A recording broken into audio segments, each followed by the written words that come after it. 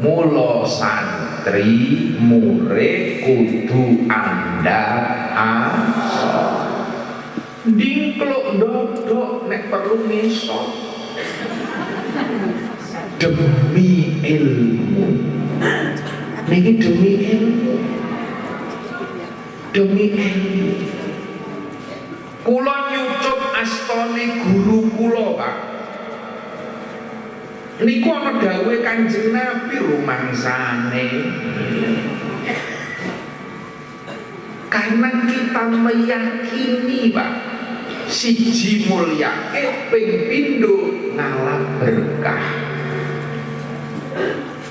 Astane guru kula niki pun tau nyambung kalih astane gurune Mbah Kyai Anwar.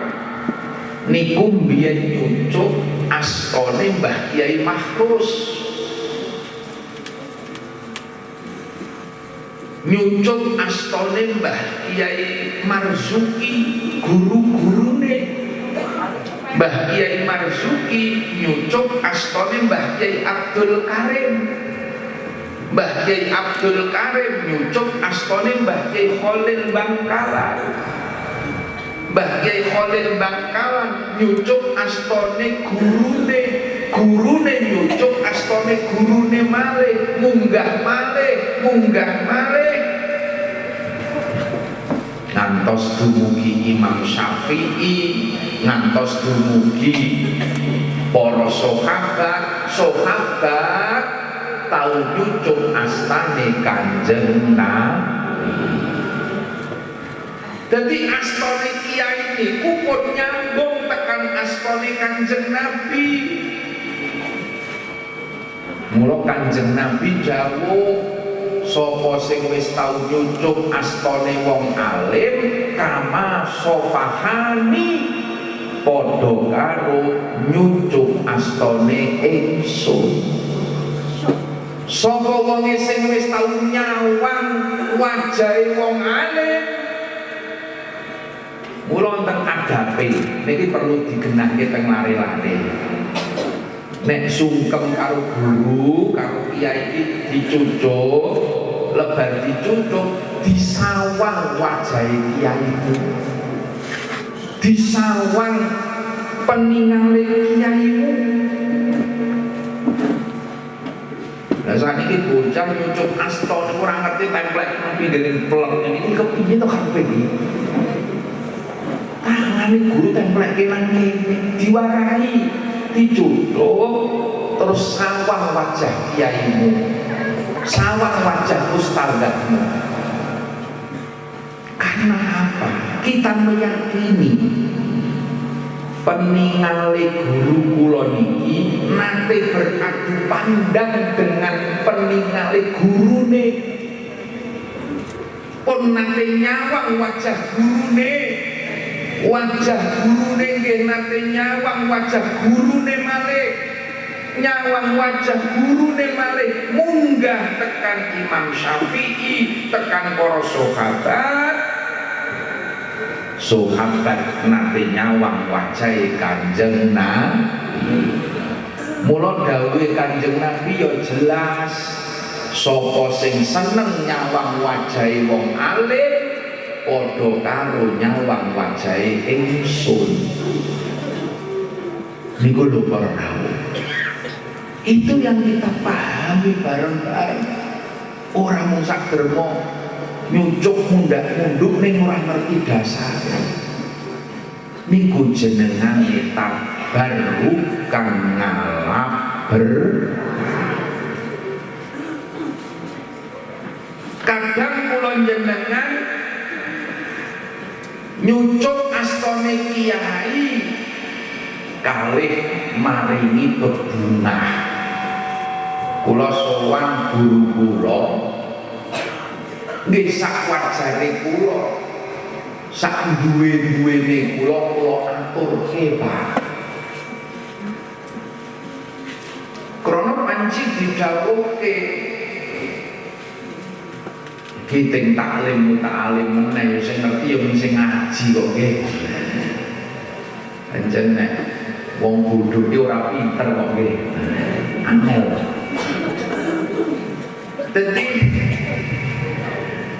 Sayyidina Ali dawuh ana abduman allamani walau harfan. Dawuh Sayyidina Ali, aku ki dadi kawulane wong-wong sing mulang marang ingsun walau harfan senajan to sak huruf. Apa dawuhe guru tak estokke senajan to sak huruf. Itu guru bagi saya. Jadi nek awak dhewe iki wis rumangsa duwe bendoro yo apa gawe diestokke. Bahkan dingendikake sak huruf niku padha karo sak dirham. Sak dirham niku nek cara Indonesia mukirane lho ora ketek. Padahal kula salah saking Mbah Kiai Anwar niku mbuh pirang puluh ewu huruf Pak. Kula sangang taun teng mriko kitab wis katam ora mung siji loro. Ribuan huruf nek kula ngature ora kuat Pak. Ora kuat kula niku. Nek cara aturan kitab. Mula sak duwe-duwene kula aturke. Niku jenengane santri kalian kiai. Kiai boten butuh Pak amplop saka murid itu. Boten butuh. Lah amplope saka murid lho piro? 50.000, 100.000. Ngono kok dikandhake trans 7. Pantas kiainya mobilnya mewah, santri ini tambah melarat. Subhanallah, cangkem lakukan. Assalamualaikum warahmatullahi wabarakatuh.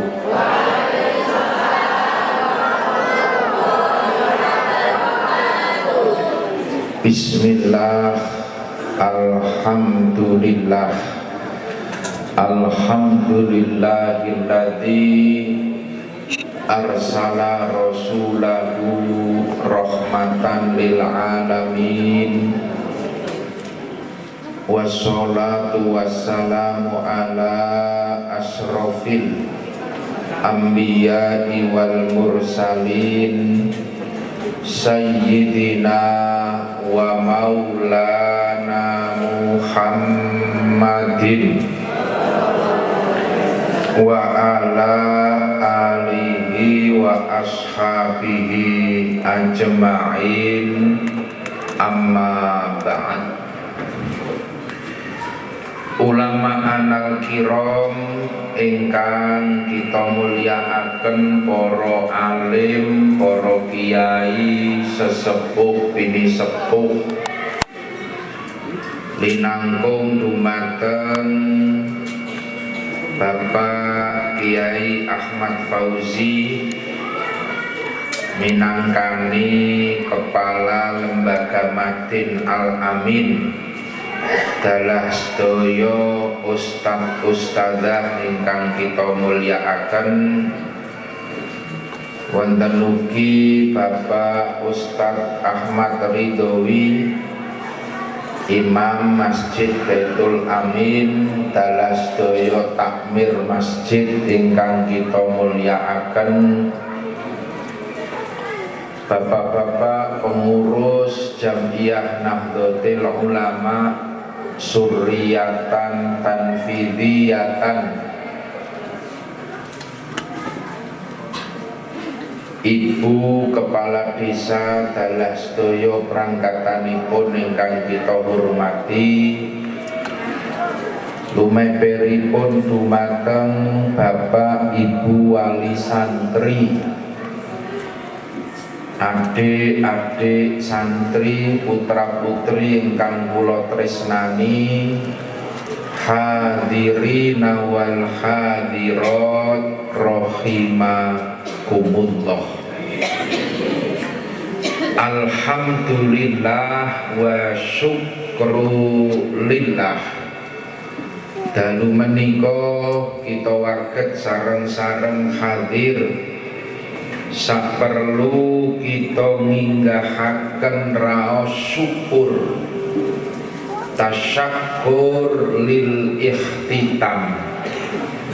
Putra putri panjenengan keparingan nikmat waget pinaringan tutup khatam antuipun derek tolabul ilmi naos wonten Madin al-Amin. Mugi-mugi Allah subhanahu wa ta'ala kersa maringi tambahan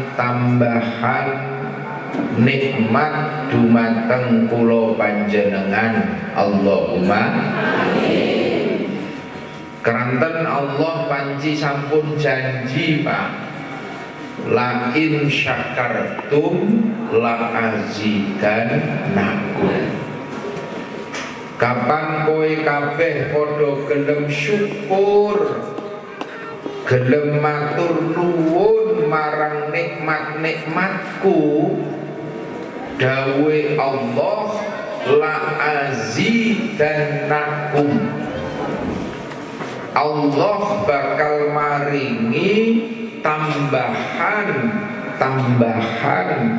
kenikmatan dumateng kula panjenengan. Allahumma amin.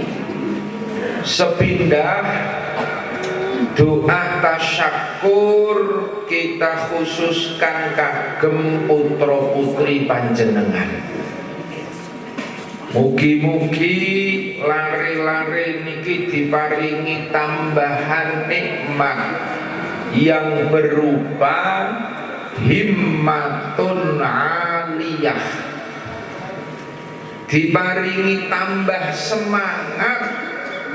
semangat yang menyala-nyala untuk terus melanjutkan tolabul ilmi.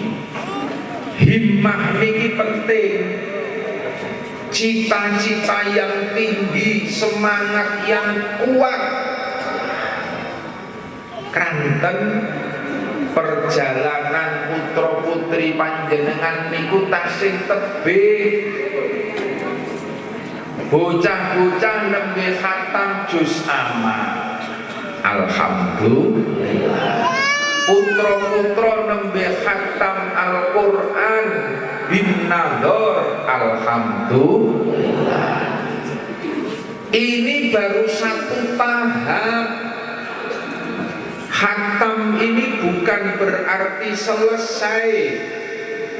Khatam niki gek sak telundak sing kudu diteruske lan diteruske. Al-Quran tidak hanya untuk dibaca, ning Al-Quran kuwi ya kudu mbok pahami le. Al-Quran kuwi kudu mbok maknani, dan nanti Al-Quran harus kamu amalkan. Niki prosesnya tasih panjang. Mula ojo kesusu marem, syukur harus, tapi jangan berpuas diri. Jangan berpuas diri. Kudu diteruske kowe ngaji. Krana ilmu niku warisane Kanjeng Nabi. Warasatul anbiya nau'ani, didhawuhke warisane Kanjeng Nabi ki ana loro. Siji didhawuhke al ilmu alladzi yunalu bitta'allum, yang hanya bisa diperoleh dengan ta'allum kanthi ngaji. Tanpa ngaji awak dhewe ora bakalan duwe ilmu. Prosesnya harus melalui ta'allum. Mila masyarakat Jlamprang mriki kedah syukur kudu matur nuwun teng dusun mriki wonten madin, wonten madrasah diniyah. Janjane niku sing kewajiban mulang niku senes Ustadz Fauzi, senes ustazah, senes guru-guru. Ning sing kewajiban didik niku jenengan, Pak. Sing kewajiban mucal niku jenengan, Bu. Kullu mauludin yuladu alal fitrah fa abawahu. Sing wajib mulang niku bapak ibune. Gandeng bapakmu ki repot le, esuk tekan sore nyambut gawe. Gandeng ibumu ki sibuk ngurusi dagangan, mula kowe tak pasrahke nang madin, kowe tak pasrahke nang ustad, nang ustazah. Alhamdulillah. Artinya ada transfer, perpindahan tanggung jawab saking pundak kula jenengan tiyang sepuh pindah nanggon guru-guru ngaji. Jadi madin niki hakikate ngenteng-ngenteng tanggung jawab wong tuwa. Alhamdulillah. Mila kedah disengkuyung kudu dimatur nuwuni. Man lam yaskurin nas lam yaskurillah. Sapa wonge sing ora bisa matur nuwun karo manungsa lam yaskurillah, maka orang tersebut tidak bisa bersyukur kepada Allah. Matur nuwune murid marang guru, matur nuwune santri marang kiai, matur nuwune wali santri datang para asatid. Karena beliau-beliau niku sudah mengambil tanggung jawab wong tuwa. Niki para rawuh ingkang kita mulyakaken. Mila ya wajar dan malah wajib nek santri iki kudu mulyake kiai, murid kudu mulyake guru. Mungkin apa mboten? Krana ridhollah biridhol masyayikh. Ridhone Allah kuwi tergantung ridho guru-guru kula panjenengan. Ini didikan pesantren, niki didikane taklim muta'alim. Sing digolek lare-lare niku kan ora mung sak derma kepinteran, ning piye carane ilmune iso manfaat, ilmune iso barokah. Mula bocah diajari nyucuk astane guru, nyucuk astane kiai. Itu bukan bentuk feudalistik. Saniki kok Ting Joko geger ana santri nyucup astane kiai ngono wae geger. Kuwi timbalane Majapahit kawula karo raja. Ya Allah. Itu bentuk takdir wa tabarrukan. Bentuk memuliakan kalian guru wa tabarrukan dan bentuk ngalap guru niku nyambung. Kula gadah guru Kyai Anwar Mansur Lirboyo. Kula nek sowan kiai yo ndodok ora usah diperintah niku pun otomatis. Kula nek sowan kiai yo nyucup astane guru. Wong golek ilmu niku kudu ningkluk pangtawatu. Ilmu niku kaya dene banyu, arep golek sing luwih ngisor. Mili saka dhuwur. Lah nek jenengan dikai ilmu kok malah ndegek, ya ora sida mlebu ilmune. Nggih mboten? Mula santri murid kudu andhap asor. Dingkluk ndodok nek perlu ngisor demi ilmu. Niki demi ilmu. Demi ilmu. Kula nyucup astane guru kula, Pak. Niku ana dawuhe Kanjeng Nabi rumangsane. Karena kita meyakini, Pak, siji mulyake ping pindho ngalap berkah. Astane guru kula niki pun tau nyambung kalih astane gurune Mbah Kyai Anwar. Niku mbiyen nyucuk astane Mbah Kyai Mahrus.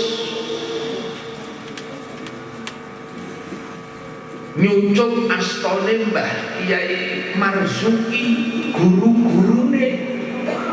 Mbah Kyai Marzuki nyucup astane Mbah Kyai Abdul Karim. Mbah Kyai Abdul Karim nyucup astane Mbah Kyai Khalil Bangkalan. Mbah Kyai Khalil Bangkalan nyucup astane gurune. Gurune nyucup astane gurune malih, munggah malih ngantos dumugi Imam Syafi'i, ngantos dumugi para sahabat tau nyucup astane Kanjeng Nabi. Dadi astane kiai niku pun nyambung tekan astane Kanjeng Nabi. Mula Kanjeng Nabi dawuh sapa sing wis tau nyucup astane wong alim kama sofahani padha karo nyucup astane ingsun. Sapa wong sing wis tau nyawang wajahe wong alim mula wonten adabe niki perlu digenahke teng lare-lare. Nek sungkem karo guru, karo kiai iki dicucuk, lebar dicucuk, disawang wajahe kiaimu. Disawang peningale kiaimu. Lah sakniki bocah nyucuk asta niku ora ngerti templek nang pinggire plek iki kepiye to karepe iki. Tangane guru templekke nang kene diwarai. Dicucuk terus sawang wajah kiaimu, sawang wajah ustadzmu. Karena apa? Kita meyakini peningale guru kula niki nate beradu pandang dengan peningale gurune, pun nate nyawang wajah gurune. wajah gurune nggih nate nyawang wajah gurune malih, nyawang wajah gurune malih munggah tekan Imam Syafi'i, tekan para sahabat nate nyawang wajahe Kanjeng Nabi. Mula dawuhe Kanjeng Nabi ya jelas, sapa sing seneng nyawang wajahe wong alim padha karo nyawang wajahe ingsun. Niku lho para rawuh. Itu yang kita pahami bareng-bareng. Ora mung sak derma nyucuk mundak-munduk ning ora ngerti dasar. Niku jenengane tabarruk kang ngalap kadang kula jenengan nyucuk astane kiai kalih maringi bebungah. Kula sowan guru kula nggih sak wajare kula, sak duwe-duwene kula aturke Pak. Krana panci didhawuhke kiting taklim meneh sing ngerti ya mung sing ngaji kok nggih. Pancen nek wong bodho ki ora pinter kok nggih. Angel. Dadi Sayyidina Ali dawuh ana abduman allamani walau harfan. Dawuh Sayyidina Ali, aku ki dadi kawulane wong-wong sing mulang marang ingsun walau harfan senajan to sak huruf. Apa dawuhe guru tak estokke senajan to sak huruf. Itu guru bagi saya. Jadi nek awak dhewe wis rumangsa duwe bendoro ya apa dawuh diestokke. Bahkan dingendikake sak huruf niku padha karo sak dirham. Sak dirham niku nek orang Indonesia mung pirang-pirang ora patek. Padahal kula salah saking Mbah Kiai Anwar niku mbuh pirang puluh ewu huruf Pak.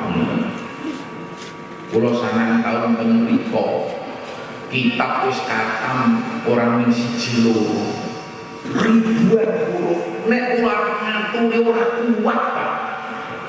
Ora kuat kula niku. Nek cara aturan kita. Mula sak duwe-duwene kula aturke. Niku jenengane santri kalih kiai. Kiai boten butuh Pak amplop saka murid itu. Boten butuh. Lah amplope saka murid iki lho piro? 50.000, 100.000. Ngono kok dikandhake ora setuju. Pantas kiainya mobilnya mewah, santri ini tambah melarat. Subhanallah, cangkem lakukan. Ya Allah Gusti, janjane guru niku kok ora tegel. Nampa amplop saka murid ora tegel, ngerti aku luwih sugih timbangane kowe. Ning mergo saking welase mawon iki wis megak-megake duwe setitik duwe pira ikhlas diaturke niate golek berkah ibadah. Nek ora tak tampa mundak gelo akhire kita iki kula sowan Mbah Kiai ngakuri sak kuwate kula niate nampa nyuwunke berkah kangge kula pribadi ben diparingi slamet uripe, nyuwunke berkah kangge anak-anak kula ben boten ngaji yai nyuwun barokah kula aturke. Kula aturke. Kiai pun murah Pak. Nek masalah ngoten niku pun murah. Wong Gusti Allah niku pun janji kok. Kapan kowe iki gelem ngurip-urip agamane ingsun, kowe gelem mulang ngaji, yang surkumullah, ingsun bakal nyukupi penguripanmu. Masya Allah, Mbah War niku priyantun sing mboten butuh dunya, Pak. Mboten butuh dunya, mboten gawe senajan kok turah-turah mboten gawe. Daleme kula mondok tahun 85 tekan saiki 2020 mboten berubah. Mboten berubah. Lan Mbah War niku niki bali meneh tenggen suhbah. Jadi warisannya Kanjeng Nabi niku siji ilmu, ping pindho al-hal. Hal niku napa? Tingkah laku, akhlak niku warisane Kanjeng Nabi. Nek ilmu niku alladzi yunadu bitakallum, bisa diperoleh dengan belajar. Tapi kalau al-hal, tingkah laku, karakter, yunalu bisuhbati wassuluki, itu bisa diperoleh dengan suhbah. Suhbah itu maknanya serangkum, awan bengi kumpul. Mila kula nyuwun putra putri panjenengan sing wis do khatam ngaji teng Madin, wis oleh ilmu, saiki piye ben oleh akhlak? Putrane diteruske ngaji nang pondok-pondok pesantren. Allahumma amin. Itu al-hal, Pak. Butuh dikumpulke karo wong-wong apik, suhbah. Itu yang akan membentuk karakter, bentuk watak lari. Itu hanya bisa diperoleh dengan suhbah. Bocah sing maune keset nang omah, salate glek-glek, leboke pondok, 5 waktu jamaah, kumpul karo wong-wong sing sregep ibadah. Akhirnya bocah-bocah dadi melu sregep ibadahe. Allahumma amin. Itu suhbah, mergo kumpul.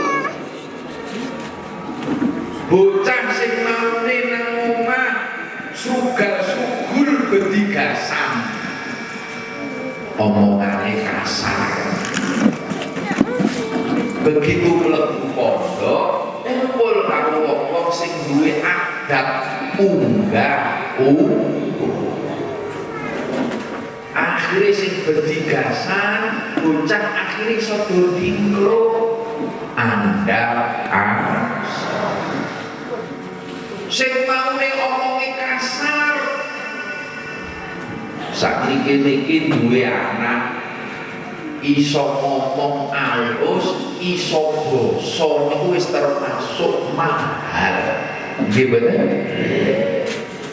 Maune nang omah diundang ibune le nopo. Karo bapakne iki nopo, Pak? Ditimbali ibune, "Lho, nopo, Bu?" Subhanallah. Begitu kumpul nang pondok karo bocah-bocah sing iso ngomong basa, iso alus, ngerti unggah-ungguh, putra-putra jenengan melu iso alus, iso basa. Itu karakter yang hanya bisa diperoleh dengan suhbah. Akhirnya bocah mondok setahun, bali diundang ibune le, dalem ibu. Alhamdulillah, anak nyong iso basa.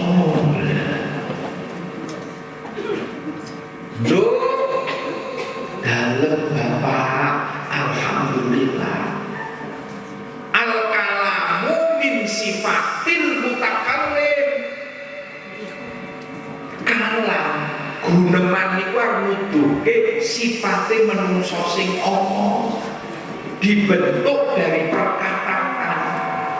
Bocah ini gunemane apik, insya Allah tingkah lakune yo dadi apik. Allahumma amin.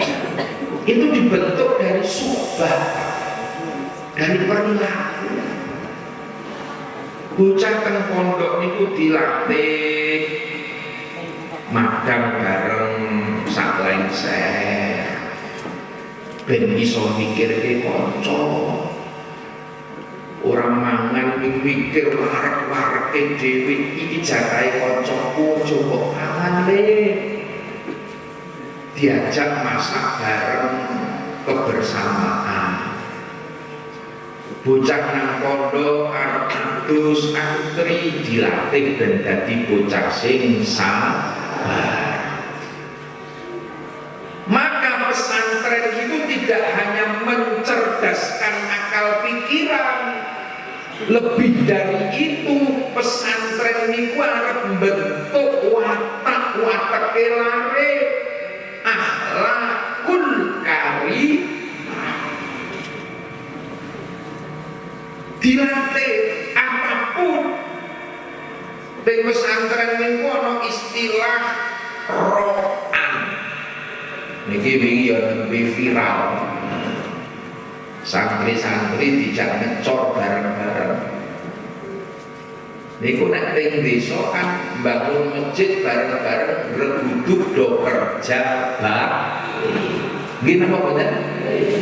Nek nang desa ana masyarakat ngecor masjid disebut kerja bakti.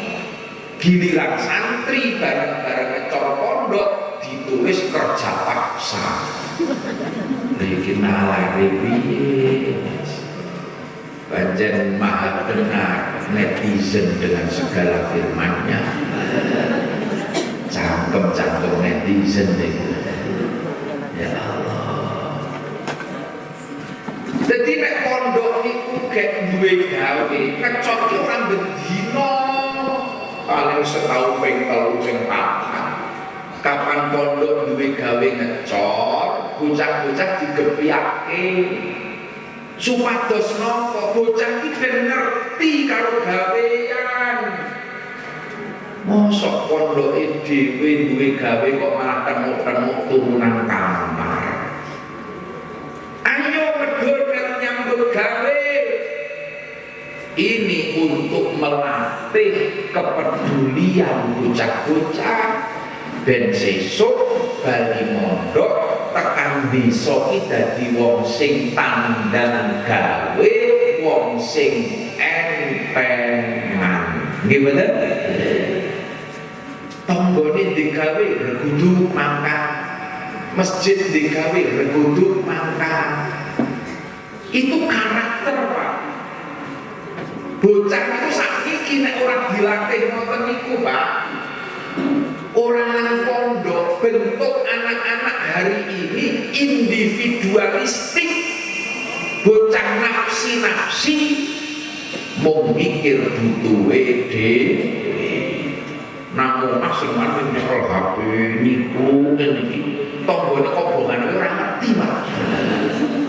Iki weteke bocah sakiki. Dundang ngene wis anggap nek muni wis nyekel HP. Nggih napa boten? Niki budake HP anak sampean ora do geger nek budake HP. Lah niki lho para rawuh. Ngecor niku jaman kula teng pondok biyen, Pak. Bengi ngeten iki biasane jam 09.00 niku ana pengumuman. Sesuk santri-santri ro'an ngecor bangunan sebelah pondok. Bengi dumungke jam 09.00 disambut gegap gempita. Wah, seneng kabeh. Nek muni sesuk-esuk ngecor niku seneng mergo napa? Ngajine prei. Alhamdulillah ngajine prei. Terus bayangane bocah-bocah malih kapan muni ngecor iki paling ora segondok iki. madang gratis. Niku bocahku ngecor dengan happy, seneng, bahagia, ngono kok diarani kerja paksa iki. Ora mudeng koyo. Niku ora. Niku dadi kebanggaan aku melu masang boto siji. Sesuk nek dadi pondok ki kanggo ngaji. Senajan aku wis nang omah, paribasan aku tekan mati, pondok kok isih ngaji, ganjarane masang boto niku tetep ngilipat tekan alam kubur. Niku jenengane ngamal jariyah. Dan itu satu kebanggaan, Pak. Prasasti nang jerone alumni. Kula wingine diwekan kula teng Lirboyo. Kula wani ngacungi, "Le, bangunan kae biyen bapakmu melu masang boto. Rakit umum siji loro. Bangunan kae biyen bapakmu melu nggawa ember cocoran." Niku kebanggaan kanggo santri. Jadi manfaatnya ngecor niku kanggo bentuk wateke bocah beda seneng gotong royong. Ben dadi bocah sing erengan. Tur roan niku saka tembung tabarrukan ngalap berkah. Niku disingkat dari roan. Orang mau ngecor. Zaman kula teng pondok biyen kadang ditimbali roan teng dalem, diajak teng sabin. Ken dalem kula ki arep mulai tandur, santri-santri diajak matun. Kula bola-bali melu matun belum sawah. Artinya bocah santri itu ngerti kalau sawah, ngerti kalau setanen. Begitu tekan sawah itu terus ngerti panenane. Masya Allah, jebule sawah kiai aku ombo. Kiai aku sawah ombo, yo mempet. Nek iso tuku mobil rapi. Niki bocah ngerti, dadi ora kok kiai tuku mobilnya separuh sampai kan sepiro. Subhanallah niki. Kiai nganti sawah ombo. Bahkan kula nate didhawuhi Mbah War niku ndereke ngaji teng Kalimantan tigang dinten. Beberapa tempat kula teng mriku kepanggih alumni sami sanjang. Mbah War niku nembe tumbas lahan sawit teng mriki Gus. Pinten 15 hektar. Padahal ini pun gadah ini kos dosa kita. Masya Allah. Ngono kuwi yo.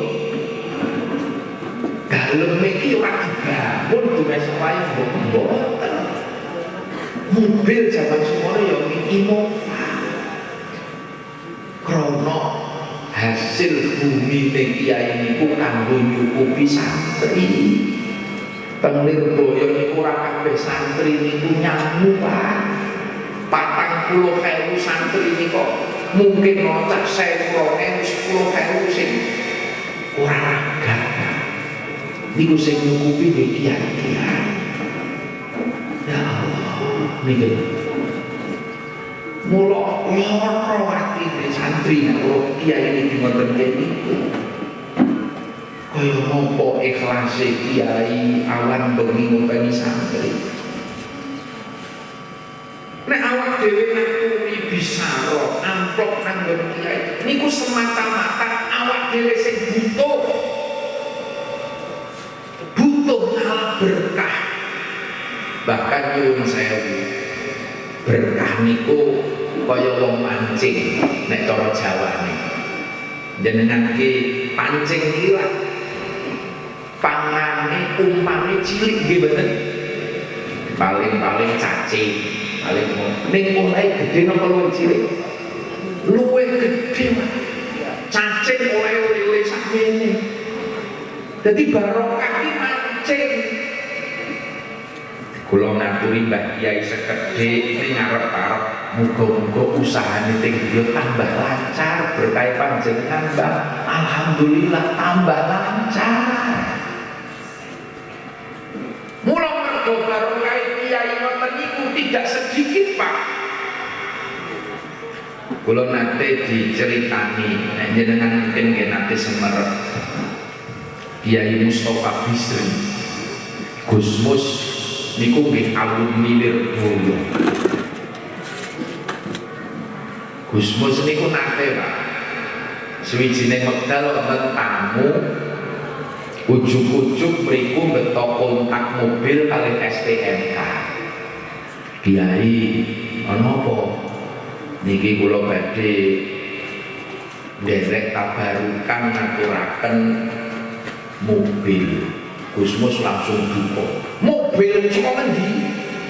Zaman semono pas rame-rame pilkada. Saka talun gubernur. Saka talun bupati aku ora nampa model-model ora.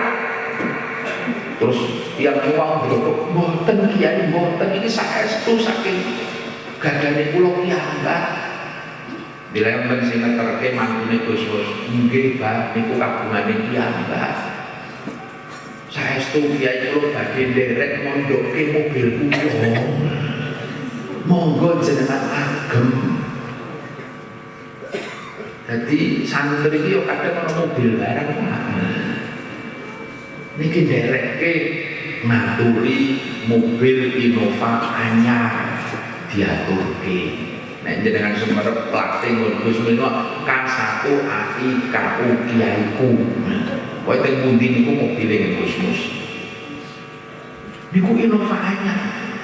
Ning wis sampeyan nggih saestu niki atas namane sami kali KTP kula. Ya wis nek ngono tak tampa. Biar mondok biar tahu mobilmu. Nggih sak puase to Kyai. Mangke nek kon pinter kula kendel. Akhirnya mobilnya di pondok tenan Pak. Lebih rang tahun, 3 tahun, 4 tahun, sing di mobil moro. Kyai badhe mendhet mobil kula, kadose pun tutup le mondok pun pinter. Oh iya sapa kok? Karo Gusmus diatur te kuncine sak STNK-ne. Ana go bali mobile wis pinter. Nggih, kula beto wangsul, tapi niki adine badhe nusun. Diaturi mobil sing anyar. Alfa. Luwih enom, luwih gedhe. Niki adine badhe nusul mondok. Jadi nek mobil ku Kyai niku Gusti Allah sing maringi, Pak. Gusti Allah sing maringi.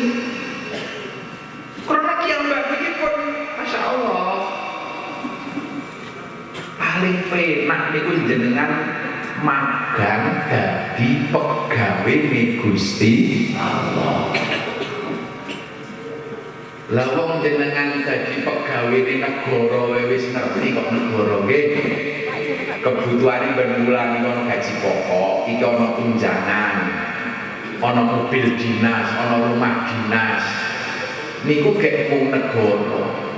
Niku gek mung dadi pegawene bupati, pegawene gubernur.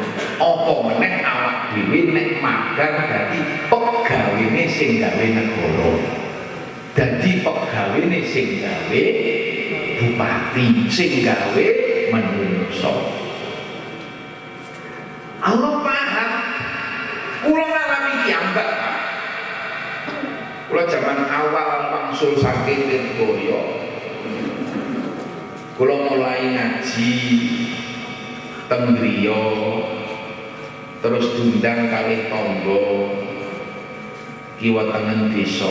Gusti Allah pun pirsa, kae bocah wis mulai mlaku-mlaku, cedak-cedak.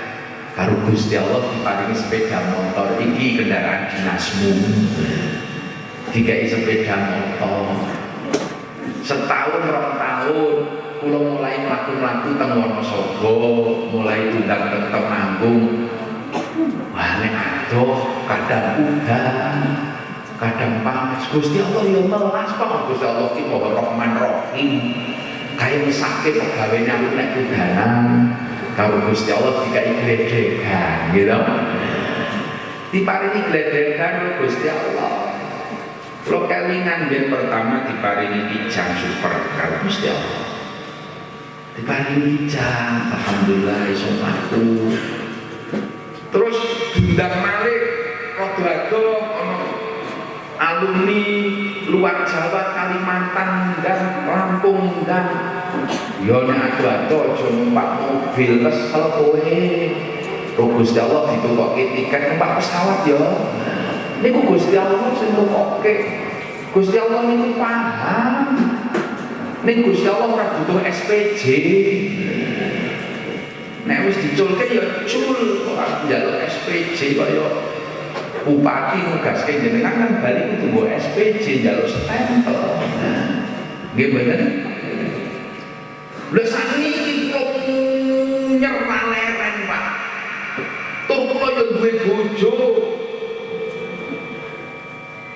Kula niku nek ngenten iki kula do mongso nyer ngenten niku lek undangan ngantenan, supitan tangga, tilik bayi nang dulur. Yo jenenge menungso kan yo lumrah. Lah kula ora iso mangkat dhewe, akhire bojo kula sing tak kon mangkat. Kula mangkat ngaji ngeten iki kok kula bareng, Pak. Kula mau mangkat ngaji, bojo kula mangkat undangan. Gusti Allah pirsa, akhire ditambahi mobil Gusti Allah. Wong di mobil loro. Iki siji sing ngaji ya, iki sing undangan. Niku Gusti Allah sing maringi. Mula aja kuwatir kowe iki dadi pegawene Gusti Allah, luwih paham kebutuhane awak dhewe. Mula nek soal gledhekan mobil sepele kanggone kiai, ngono kok dadi video bareng. Sepele kanggone kiai. Allah pun janji nek kowe iki urip-urip agamane Allah yang surkumullah. Allah bakal nyukupi sekabehane. Niki sing kula yakini, Pak. Warahane Kyai Anwar.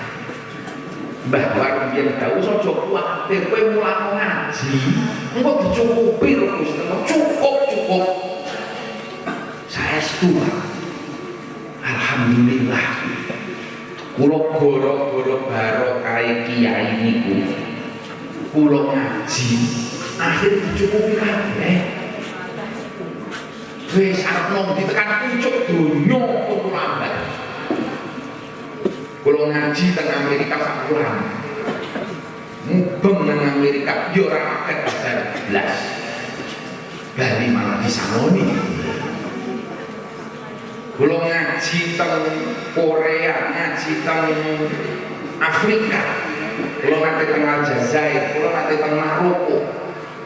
Kula mampir ndelok bal-balan nang Qatar seminggu. Nyambi, Pak. Kayak bocah kok seneng bal-balan yo sapa kok ndelok bal-balan sih. Kenapa? Dituruti Gusti Allah. Ya Allah, kula mati izin kadang-kadang ya Allah. Gusti dengan paafiane kok. Padahal kula dereng nopo-nopo. Rong wulan kepengker kula diundang teng PCI NU teng Taiwan. Teng Jepang mati. Nyarane Gusti Allah kabeh sing nyukupi. Fasilitas lengkap. Yakin Allah sing nyukupi. Kula jenengan boten sak gumono kelase gedibal kados kula turah-turah apa meneh Mbah War. Kiai sing luwih alim alamah sing luwih ikhlas. Mung kiai-kiai sepuh niku wis ora butuh ngoten-ngoten niku. Ora butuh ngoten-ngoten niku. Boten butuh. Lah mila kiambak sing kudu taklim, sing kudu hormat dumateng para sesepuh. Para rawuh sedaya ingkang kita mulyakaken, kapan putra-putra jenengan niku mangke ngaji ya subah, kumpul karo wong-wong alim, kumpul karo wong-wong salih, nanti akan terbentuk karakter watak bocah sing sae, watak bocah sing dadi sholih lan sholih. Tapi niki yo isih butuh dukungan saking tiyang sepuh. Mila kula nyuwun bocah tenanan wong tuane yo dukung lahir batin. Tulung sing mantep jenengan bocahnya arep mondok, aja ragu kali janjine Allah. Akeh bocah niki bar rampung Madin lulus MI pun jenengan kirim nang pondok. Karo sekolah monggo. Wong sakniki yo kathah SMP sanadyan sing nang jero pondok, nggih mboten? Pun diaturke pundi mawon pondok sing jenengan remeni. Ora usah atu-atu ing Kalibeber, ing Manggisan, teng Jawa, nang Berjang. Sing penting pondok-pondok sing jelas akidahe ahlu sunnah wal jamaah, sing jelas nahdlatul. Memang akhir-akhir ini sedang ada upaya fitnah-fitnah kepada pondok pesantren, atau kalau dalam bahasa hari ini istilahnya framing ini tunggalnya ceriping apa emping. Framing itu fitnah, framing jahat kepada pesantren. Dikandake pesantren ini tempat kekerasan, pembulian. Ini apa meneh pesantren dilalai ambruk musolane. Wah, pesantren ini membangun asal-asalan, tempat pembunuhan. Ya Allah, kok tekan sakmono le fitnah pondok pesantren. Di fitnah pondok saya mempan, saiki di fitnah kiai ini, kiai feodal tukang memperbudak santri. Ya Allah, itu adalah upaya-upaya wong-wong sing ora seneng karo ahlu sunnah wal jamaah, upaya-upaya wong-wong yang ingin memisahkan umat dari ulama, memisahkan umat dari pemimpinnya. Ben wong-wong do wedi mondoke anak, ben wong-wong do samar nitipke nang kiai. Padahal nek Gusti Allah wis paring pitutuh ora bakalan bisa kowe nutup hidayah Gusti Allah. Ora bakalan bisa. Kenapa mereka mencoba memisahkan umat dari kiainya? Dan umatnya gampang digiring sak wayah-wayah. Kenapa mereka memisahkan umat dari pesantren dan rado mondok? Karena pesantren itu benteng terakhir ahlu sunnah wal jamaah, bentengnya Nahdlatul Ulama. Ben rampung NU wong-wong ora seneng karo pondok, engko akhire NU kehilangan kader-kader terbaiknya. Itu yang mereka harapkan. Nek NU ini rapuh, NU itu adalah bentengnya NKRI. Fantadirus saat, tinggal tunggu kehancurannya Indonesia. Pesantren adalah benteng moralnya bangsa. Nek bocah-bocah wis padha mondok, bobrok moralnya bangsa. Ya Allah, bar ono video Mbah War niku Pak. Niki geger malih sakniki. Ono video bocah sekolah SMA 1 pundi Jawa Barat itu merokok nang sekolahan. Akhirnya gurunya nesu, murid itu diseneni bu guru kepala sekolah malah mentelengi. Gurunya ora sabar dikeplak. Ini ngeplak di guru ini lho sepi, atau rasanya bocah itu bebas keplak wah bling-bling. Lebari terus lapor karo wong tuane. Wis cetha salah anak merokok nang sekolah, lapor iki wong tuane yo belani. Wong tuane lapor polisi. Akhirnya kepala sekolah dilaporkan. Gobloke meneh konco-koncone itu sak sekolahan 650 siswa itu mendukung anak yang nakal. Ya sebenarnya goblok berjamaah tuh.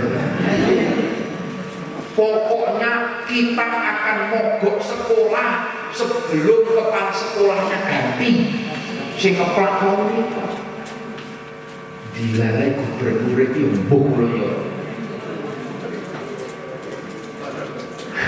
Kalau orang ngomong itu akhirnya kepala sekolah itu dipecat Pak. Akhirnya kepala sekolah itu dipecat. Ya Allah Gusti, ini macam pendidikan apa seperti itu? Pendidikan apa nanti? Bocah salah kok dibelani, wong tuane belani, koncone belani, nganti demo. Akhirnya kepala sekolah itu dipecat. Ming goro-goro ngeplak wong wedok le sepiro. Ya Allah, apa jenengan cek percaya pendidikan yang model seperti itu? Bocah wis ora ngerti ngajeni karo guru, ora ngerti mulyake karo gurune. Benteng moral itu ya pesantren. Ketika pesantren itu dirusak namanya, kiai dilecehkan, sing rusak ya televisi, televisi itu bagian rusak akhlak. Ya Allah, ini yang kita prihatin. Nek pesantren wis dirusak, bocah-bocah kagak mondok, tinggal tunggu kerusakan moral bangsa. Tinggal tunggu kehancuran NKRI. Wingi arep ana sing ngedeke negara Islam, HPI, khilafah sing bentengi sinten? NU, nggih mboten? Biyen ana komunis tahun 95 pengen gawe negara komunis sing bentengi sinten? Banser Pak, Ansor Pak. Sing ngelawan komunis. Berkali-kali NU menyelamatkan republik ini Pak. Mula wong-wong Jawa niku sing kepengin delok Indonesia hancur, berarti NU sing dihancurke. Pondok pesantren sing dimusnahke. Nanti baru mereka akan bisa menghancurkan Indonesia. Sesuk 22 Oktober kula jenengan sareng-sareng memperingati Hari Santri Nasional. Itu bentuk konkret penghargaan negara terhadap sumbangsih pondok pesantren dalam rangka menjaga memerdekakan Indonesia. Sadurunge Indonesia lahir, pondok pesantren itu pun wonten luwih tuwa pondoke luwih tuwa Indonesia. Kalau ono DPR ngomong itu pesantrennya ditutup saja. Negara kan nutup, luwih dhisik pesantren niki lho.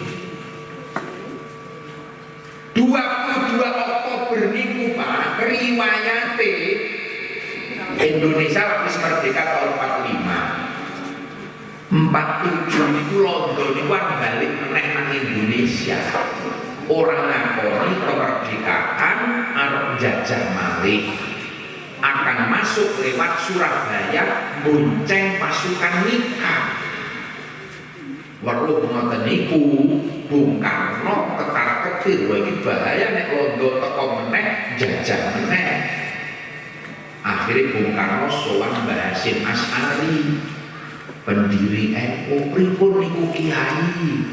Niki londo ajeng dugi malih. Akhirnya Mbah Hasyim dawuh, nggih kula rembak riyin. Akhirnya Mbah Hasyim nimbali kiai-kiai sepuh musyawarah. Iki piye hukume? Londo arep teko maneh. Dibasul masailke, lahirlah resolusi jihad.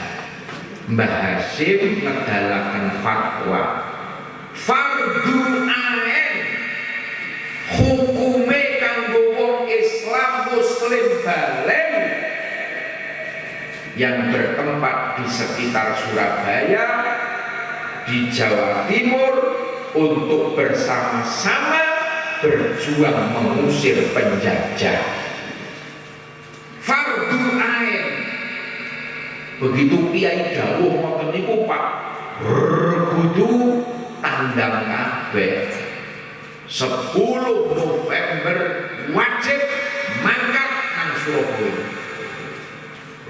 Kudu Kiai santri mangkat kabeh. Lahirlah peristiwa 10 November, Hari Pahlawan Nasional. Anane 10 November niku mergo resolusi jihad. Kalau tidak ada perintah Kiai, resolusi jihad ora bakalan lahir 10 November. Nek Kiai kan wis dawuh mangkat kowe iskariman, nek kowe urip dadi wong sing mulya merdeka, aumut syahidan utawa mati dadi mati syahid. Yo kemereka Pak, semangat. Cuman selama ini 30-40 tahun wis zaman Pak Harto ora tau ditulis resolusi jihad itu. Sing ditulis 10 November pahlawan sapa Bung Tomo. Cah SD iki ngertine ning Bung Tomo. Padahal Bung Tomo niku sinten? Penyiar radio. Sing nang radio merdeka Allahu Akbar teng radio. Sing peran teng isor iku Kiai santri. Gobloke baru ora ditulis, orang ngakoni. Baru di zaman Pak Jokowi ini diakoni menjadi Hari Santri Nasional. Itu bukti peran pesantren dalam ikut menjaga kemerdekaan. Lah koyo ngono sumbangsihe koyo iki sepele ya Allah. Mila teng mriku niku kula nyuwun khususnya warga NU jangan ada keraguan sedikit pun ngirim putra-putrane teng pondok-pondok pesantren, karena disitulah tempat pengkaderan yang paling militan. Putra jenengan teng pondok badhe diparingi ilmu, diparingi hal, dipinterke sekaligus dididik akhlake dadi bocah sing sholih-sholihah. Allahumma ujungnya sing panen sinten? Nggih jenengan wali santri. Krana al-abna tabundu ala sorfil abad. Anak-anak sing sholih-sholihah niku arep mulyake wong tuwa sesuk nang akhirat. Allahumma arep ngangkat derajat bapak ibune mulya nang ngarsane Gusti Allah. Tapi sebaliknya nek anak-anak kula jenengan kok ora do ngaji, akhlake rusak. Dawuh Kanjeng Nabi, man tarokal jahil fakullu dzanbin alaihi. Anak-anak iso nyeret wong tuane tekan dasar neraka jahanam. Barang siapa yang meninggalkan anak-anak bodoh, bapak sedo anak raiso sholat, ibune sedo anak raiso ngaji, fakullu dzambe, dosa-dosane anak wong tua sesuk sing bakal nanggung. Alhamdulillah, naudzubillah min niku. Mula kumpung bapak isih sehat, ibune cek roso-roso nggih, monggo putra-putra jenengan diteruske ngaji. Aja marem putrane wis nakal nang Madin, teruske teng pondok-pondok pesantren. Sekolah monggo ning ngaji luwih utama. Sekolah monggo tapi nang jero pesantren ben bocah niku akhlake tetep apik, tingkah lakune tetep kejaga. Mugi-mugi putra-putra jenengan do diparingi himmah istiqomah ning ngaji, bapak ibu wali santri yo tambah mantep, diparingi barokah wong ngaji, gangsal rejeki sing halal barokah. Kita ndongaaken dumateng para asatidzah, guru-gurune, muga-muga diparingi kekuatan lahir batin, diparingi keikhlasan, jenengan bakal dicukupi dening Allah Subhanahu wa taala. Allahumma amin ala hadhihi niyah. Al-Fatihah. Bismillahirrahmanirrahim. Alhamdulillahirabbil alamin. Ar-Rahmanir-Rahim. Maliki yaumiddin. Iyyaka na'budu wa iyyaka nasta'in. Ihdinas siratal mustaqim. Siratal ladzina an'amta 'alaihim ghairil maghdubi alaihim waladdallin. Amin. Bismillahirrahmanirrahim. Alhamdulillahirabbil alamin.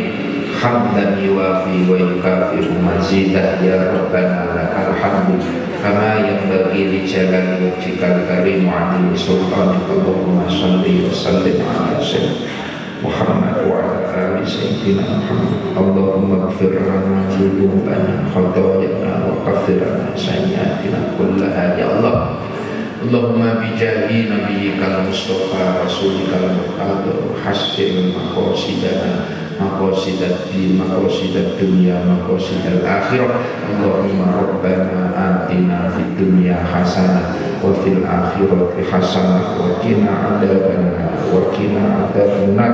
wa adkhilna jannata ma'al abrar ya aziz ya ghaffar ya rabbal alamin. Subhana rabbika rabbil izzati amma yasifun wa salamun alal mursalin walhamdulillahi rabbil alamin. Kathah kalepatan ngapunten, akhir kalam assalamualaikum warahmatullahi wabarakatuh.